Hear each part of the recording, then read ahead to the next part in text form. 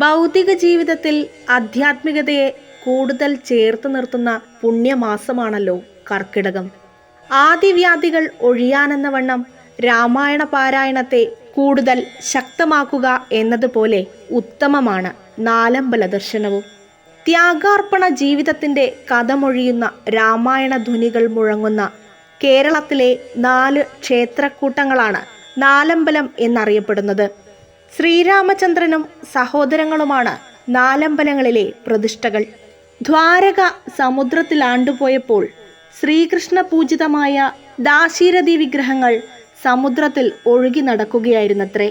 ഈ വിവരം നാട്ടുപ്രമാണിയായ വാഗീൽ കൈമൾക്കർ സ്വപ്ന ദർശനം ഉണ്ടായി. അടുത്ത ദിവസം മുക്കുവർ മുഖാന്തരം 4 വിഗ്രഹങ്ങൾ കൈമൾക്ക് ലഭിക്കുകയും ചെയ്തു.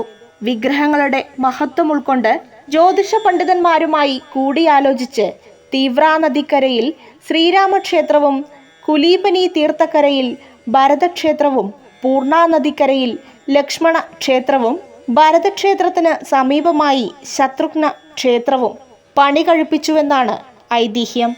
ഇവ പിൽക്കാലത്ത് നാലമ്പലം എന്നറിയപ്പെട്ടു.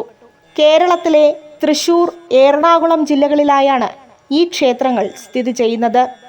ഗുരുവായൂരിനും കൊടുങ്ങല്ലൂരിനുമിടയ്ക്ക് പ്രസിദ്ധമായ ചേറ്റുവ മണപ്പുറത്ത് തീവ്ര നദിക്കരയിലാണ് തൃപ്രയാർ ശ്രീരാമ സ്വാമി ക്ഷേത്രം സ്ഥിതി ചെയ്യുന്നത്. തീവ്ര നദി എന്നത് പരിണമിച്ചാണത്രേ തൃപ്രയാർ എന്നായത്. ഗരവധം കഴിഞ്ഞ് വിജയശ്രീ ലാളിതനായ ശ്രീരാമനെയാണ് ഇവിടെ കാണാനാവുക. ശ്രീരാമ വിഗ്രഹത്തിലെ ശംഖുചക്രം വിഷ്ണുവിനെയും, വില്ല് ശിവനെയും, പുഷ്പഹാരം ബ്രഹ്മാവിനെയും പ്രതിനിധീകരിക്കുന്നതായി വിശ്വസിക്കപ്പെടുന്നു. അതിനാൽ ത്രിമൂർത്തി സങ്കല്പമാണിവിടെയുള്ളത്. തൃപ്രയാറപ്പനോട് യാത്ര പറഞ്ഞാൽ അടുത്തത് ഭരതസന്നിധിയിലേക്ക്. തൃശൂർ ജില്ലയിലെ ഇരിഞ്ഞാലക്കുടയിലാണ് ഭാരതത്തിലെ ഭരതക്ഷേത്രം എന്നറിയപ്പെടുന്ന കൂടൽമാണിക്യം സ്ഥിതി ചെയ്യുന്നത്.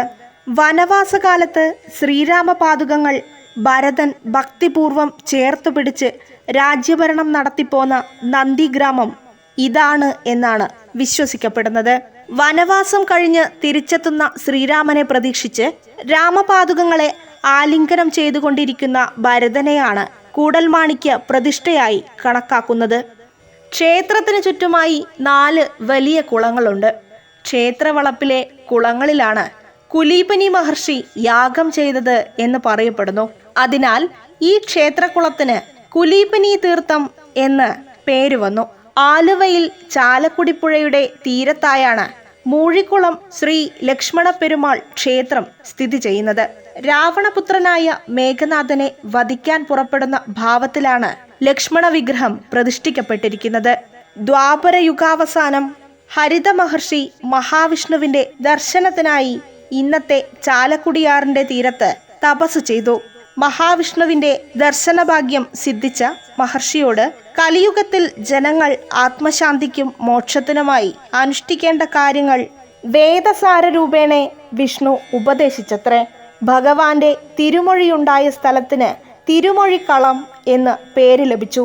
പിൽക്കാലത്ത് അത് തിരുമൂഴിക്കുളം എന്നായി മാറി. ഒരേ ശ്രീകോവിലിൽ തന്നെ 2 ഭാഗങ്ങളിലായി ലക്ഷ്മണനെയും മഹാഗണപതിയെയും പ്രതിഷ്ഠിച്ചിട്ടുണ്ട്. ക്ഷേത്രമതിലകത്ത് തന്നെ ഗോശാല കൃഷ്ണക്ഷേത്രവും കാണാം. നാലമ്പല ദർശനത്തിൽ ഭരതസ്വാമിയെ തൊഴുതു മടങ്ങിയാൽ പിന്നെ നേരെ ലക്ഷ്മണ സ്വാമി ക്ഷേത്രത്തിലേക്ക്. അങ്ങനെയാണത്രേ കണക്ക്. ശേഷം ഇരിഞ്ഞാലക്കുട ശത്രുഘ്ന സന്നിധിയിലേക്ക്. നാലമ്പലങ്ങളിൽ ഏക ചതുരാകാര ക്ഷേത്രമാണ് പായമ്മൽ ശത്രുഘ്ന ക്ഷേത്രം. നാലമ്പല ദർശനത്തിൽ ഇവിടുത്തെ അത്താഴ പൂജ കണ്ടു തൊഴുതു മടങ്ങണമെന്നാണത്രേ പഴമക്കാർ പറയാറ്. ശേഷം തിരികെ തൃപ്രയാറപ്പനെ വന്ന് കണ്ട് തൊഴുന്നതോടെ നാലമ്പല ദർശനം പൂർണ്ണമാകും.